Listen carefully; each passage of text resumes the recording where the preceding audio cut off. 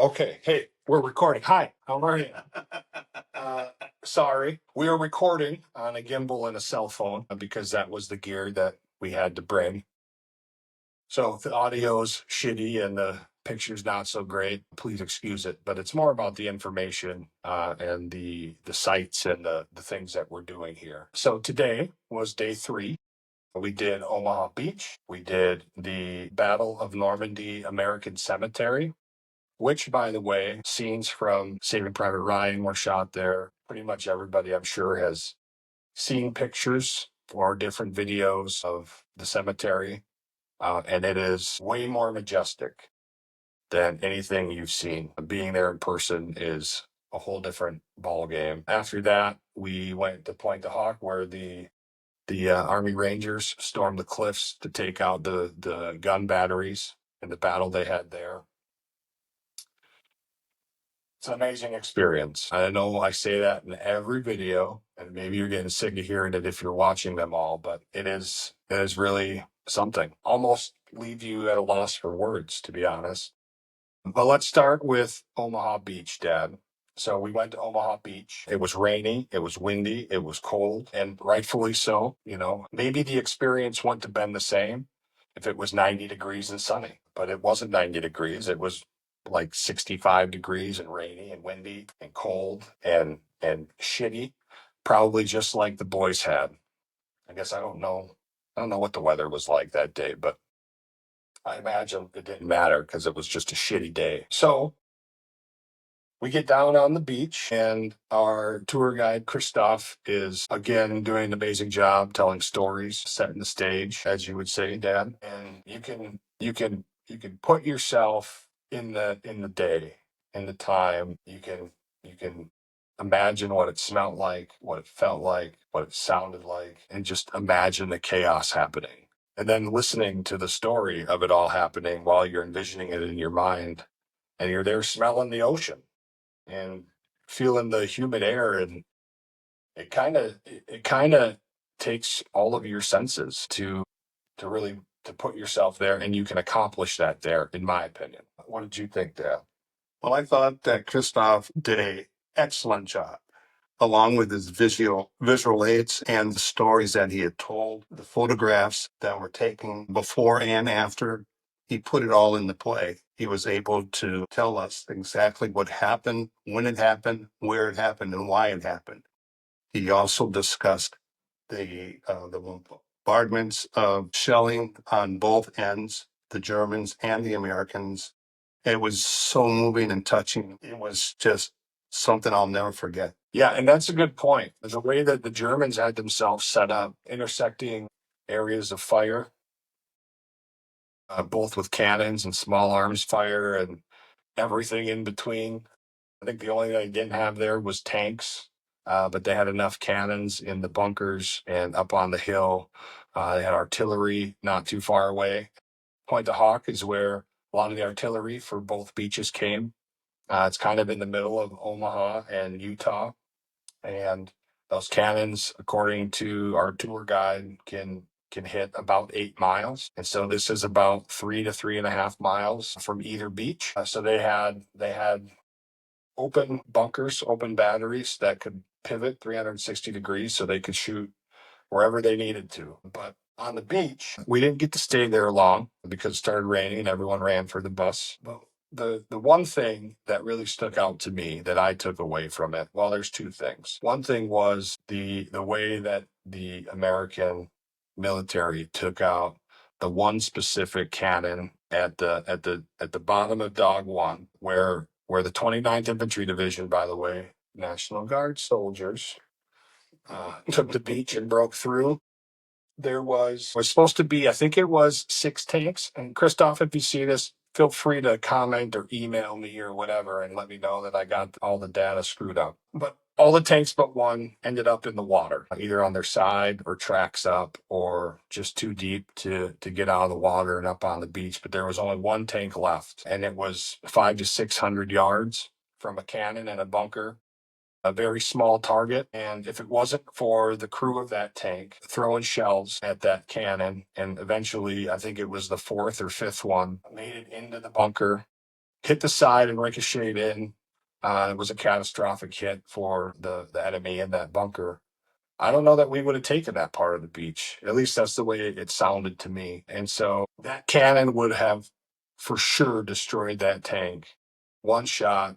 If they would have hit their mark, it would all been over because all that was left was soldiers running up the beach. 500 yards from the water to, I don't want to say safety, but a place where you could actually find some cover and concealment and have a fighting chance. If it wasn't for those men, I think the D-Day would have turned out a whole lot different, at least on Omaha Beach. Yeah. Yes, and there were some numbers that were told to us in reference to casualties. Oh, yeah, we have a cheat sheet, huh? Thank you, Beaches of Normandy Tours. This is our shameless plug. Gave us a cheat sheet. It looks somewhat like this, kind of gives all the beaches and other points and some statistics. So, Utah Beach on D-Day at 6:30 a.m., 23,250 troops, and they took 589 casualties. At the same time, on the same day, some miles down the beach at Omaha Beach, 34,250 troops stormed the beach that day. And they took 3,686 casualties. Now, that's not everybody didn't die. That's wounded, killed in action, and lost. A lot of men drowned. Missing. And they were never found. There's a lot of American soldiers who are still somewhere in the English Channel, their remains, or out to sea for sure by now, but they never were seen again once they went in that water. And so, vastly different from Utah to Omaha, which I didn't know before we got here and got our cheat sheet and then had Christophe telling us all the information. But it was pretty surreal to be there and feel it. I don't know about you, but I could feel it. There's something there. I don't know if I'm a huge believer in the supernatural, but today on that beach, I felt like we weren't alone.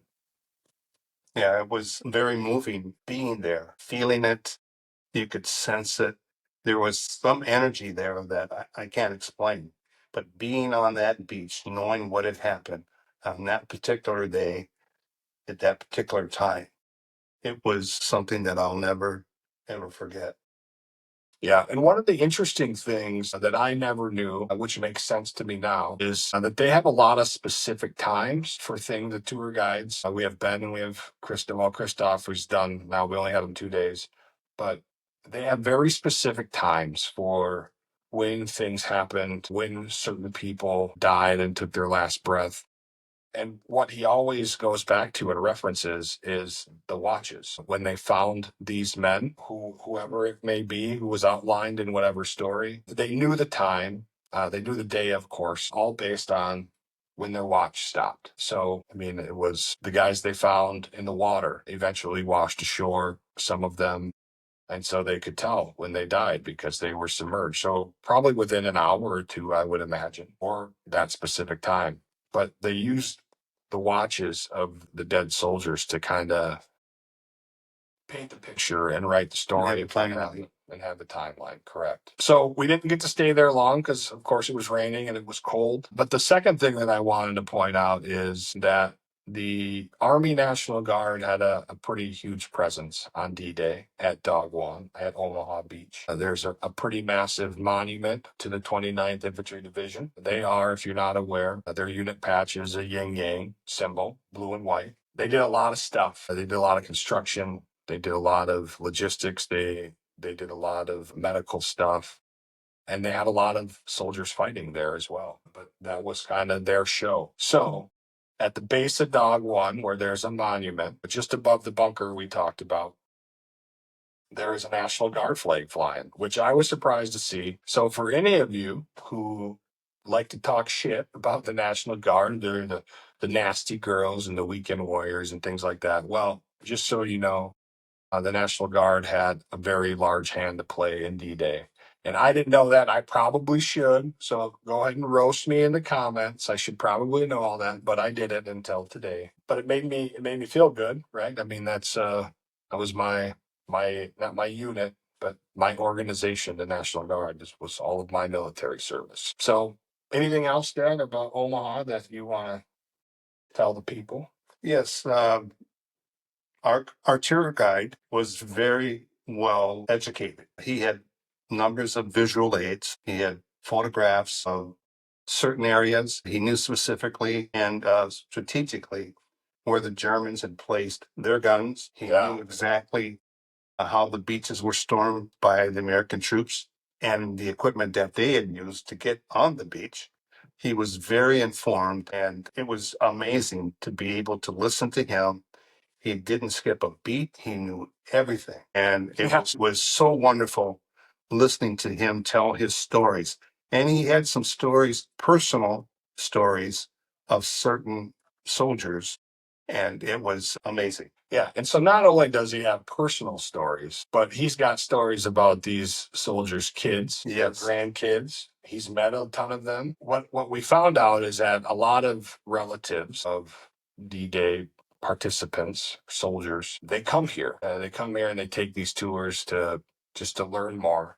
But I mean, of course, anybody would want to come here if their grandfather, their father fought on the beach. But the idea that he goes as deep as to bring you information about the family, whatever the family's willing to share, is pretty awesome. I think. I don't know that there's too many other places in history you can go and get that in-depth information about the people that were there fighting or participating in whatever the activity or the thing was. So it was pretty awesome. The story of the tanks, the one tank in particular that survived, the rest of the unit, I think it was 4 tanks or 5 tanks went in the water and one made it out, and they were the only one on the beach at the time. And the cannon that was 500 or 600 yards from them was almost an impossible shot. And had they taken one round from the German cannon, they all would have been dead. And the beachhead at that point would have been lost because all that was left was soldiers running for their lives, hopefully shooting back or whatever they could do. But it was a pretty amazing story of this tank crew that everyone risked their lives, but these guys went above and beyond at that point of the day. And without them, D-Day probably would have looked a lot different, at least on Omaha Beach anyway. And then we hightailed it out of there because everyone was getting wet and it was pretty chilly. And I don't think everyone was, I wasn't prepared. I got wet, whatever. And we continued on. Anything at Omaha, Dad, that you want to throw in at the end? No, I'm ready to go to the cemetery. All right. So then we went to the cemetery. We went to the Battle of Normandy American Cemetery, which, as you probably can imagine, is an experience all in itself. And whatever words are said about it don't do it justice. Whatever books you've read about it doesn't do it justice. Whatever pictures or movies or anything that you have information you've taken in about that cemetery does not do it justice. You need to be there. You need to go there if you can. Again, I'll say it again. Get your ass over here if you can and experience it. If you care about any of this stuff, which I would venture to think that most Americans do who are above the age of 15. And oddly enough, there are some young kids here, young to me. I think that the one kid is 14. There's a 18 or 19-year-old kid here. And so it's good to see younger faces. Ben, our tour guide, also said it's good to see younger faces because they need to understand what happened here also. Cemetery, Dad, what are your takeaways? Well, one of the things that really stood out for me is at the back end of the cemetery, they have this wall. And on this wall are the names of the missing. There's hundreds of troops that are missing. They were never found, but they will never be forgotten because their name is on the wall. And it's something that people need to know. Yeah, it's kind of like the Vietnam Wall. However, these are, as he said, they're all soldiers that went missing, have never been found. I shouldn't say that because there are some that were found and they put a little talisman by their name to show that they have since been found after being put on the wall. But that was like the place we walked into first. So at this point, you can't even really see the whole cemetery. It's kind of behind a monument, down a few steps. And like already in your first 5 minutes there, it's somber. It's very somber. Again, another place where you don't feel alone. You feel that there's people there, and then of course there's live people there. There's a lot of people moving around and seeing the place, but you can feel a presence, man. I'm telling you. There was a time, well, there was a couple times where I had to back away because of the fact that it was so moving that it was very emotional, and I had to step aside just to get myself back in check. Yeah, me too. Yeah, I went I went behind a tree and a bush and took a couple pictures and had to wipe my eyes, just because what I thought was interesting is that they have most of the cemetery open, most of the plots, the grave sites themselves. They have a bunch of them roped off, and the only reason they do that is so they can maintain the grass and get the grass cut. But the parts they did have open, it's almost speechless about it. It's just an amazing thing to be walking through all of these crosses, and there's a bunch of stars of David too, because there was Jewish American soldiers, and you could walk. I think we were there for an hour and a half, and we still didn't see it all. We didn't.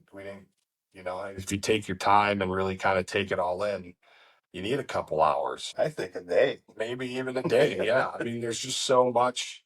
You There's too much history there. walk around and you can read the names. The other interesting part is there are soldiers buried there that are nameless. They didn't know who they were. Their bodies were too mangled or they were missing. And what I don't understand is that they had the wall of the missing soldiers, but yet they also have crosses and grave sites that say that it's a nameless soldier. So maybe those are remains. They just didn't know the names of who those people were, but they're buried there and they have a place. And so if you're walking and you're looking from one end to the other, you can't even see the other end. There's so many soldiers buried there. And four women.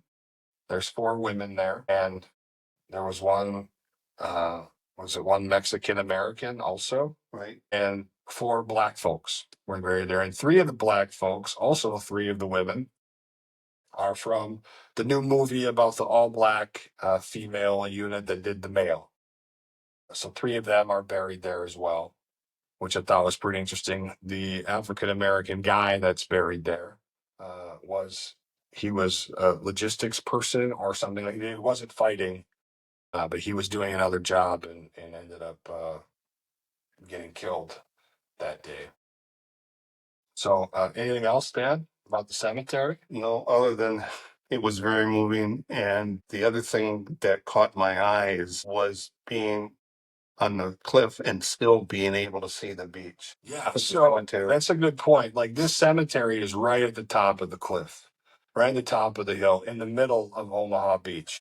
And so there are stories that Christophe was telling us about battles that went on there. And then, of course, he had pictures of what it looked like. And the original burial place for many American soldiers was not in that place, it was down on the beach. Well, not on the beach, but just up from the beach where Across the road from the beach. yeah, where the street is, and there's some houses. And so that's where they buried for the first, I think it was the first month or month and a half. And then they had to move the bodies, of course, because they needed the space for equipment and soldiers and things like that. And so there are a number of soldiers that are buried in the cemetery now that have been moved a couple times. Also, the families of soldiers that died there had the option to move them back had they been buried somewhere else. And then, did he say also that if you fought there and passed away later on in life, you had the opportunity to go there? I believe so. So, I mean, if you fought there, or if you're already dead and your family wants you there, they will put you there. And rightfully so. I guess I'd be all right with that if I was storming the beach and that's where me and my brothers all took our last breath.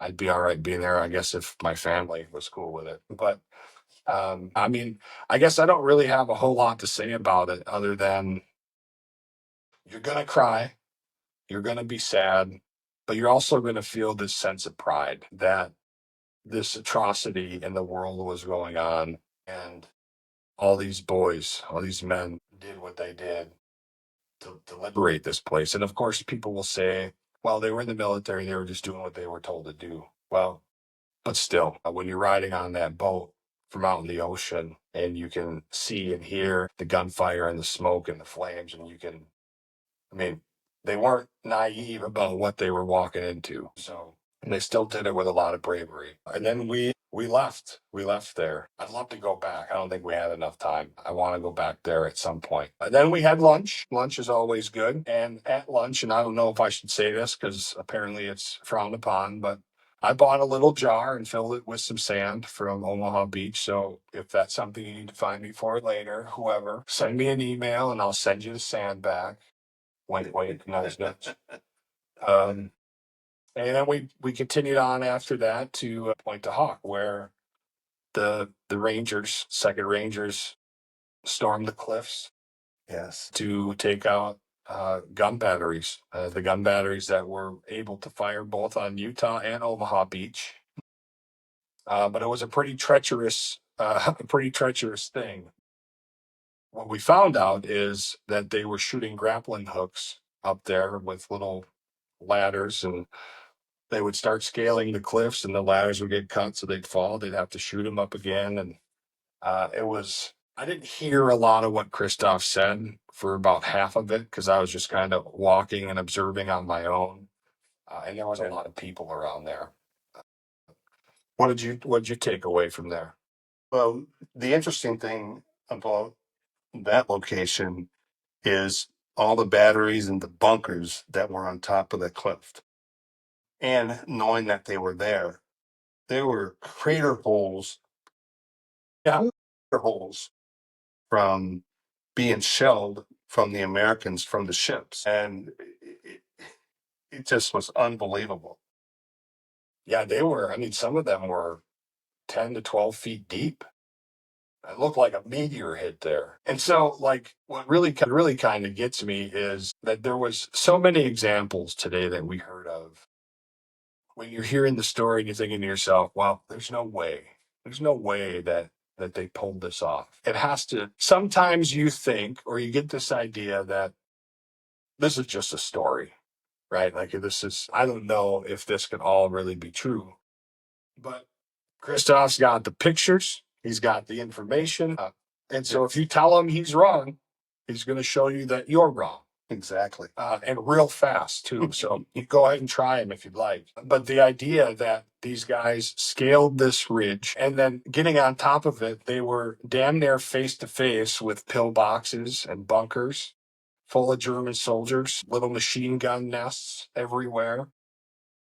And they didn't do it with very many men to begin with. In their initial push, I think one guy died and like 5 or 6 were wounded out of the initial push. After that, though, and the battle went on for 2 days. After that, they did lose quite a bit of men. They also lost men in the ocean that never made it there. But then just you know the whole story and how they destroyed the guns with white phosphorus grenades. And initially, when they got to the top of the ridge and poked their head up, and now they're staring face to face with a bunch of Germans in the pillbox with a cannon sticking out of it. Well, they shot a litany of rockets or bazooka rounds at it. It got pretty damn close. I think the last. And so, again, another story of just immense bravery. And some people might say uh, that it's crazy stupidity, right? Some of the tactics that they use. But I think in the heat of the moment, man, you got to do what you got to do to accomplish the mission. And that's what these dudes did. So yeah, I mean, I don't have a whole lot of like super intense words to say about the day other than I'm still processing. We got pictures and videos to go back and look at. There's 30 people total on this tour, and so I think everybody takes away something a little bit different. And throughout the time that we spend together, another what is it, 9 or 10 days that we got together still, this group, you know, we'll continue to talk and share what was important to us and bring other things to light. Yeah, I agree.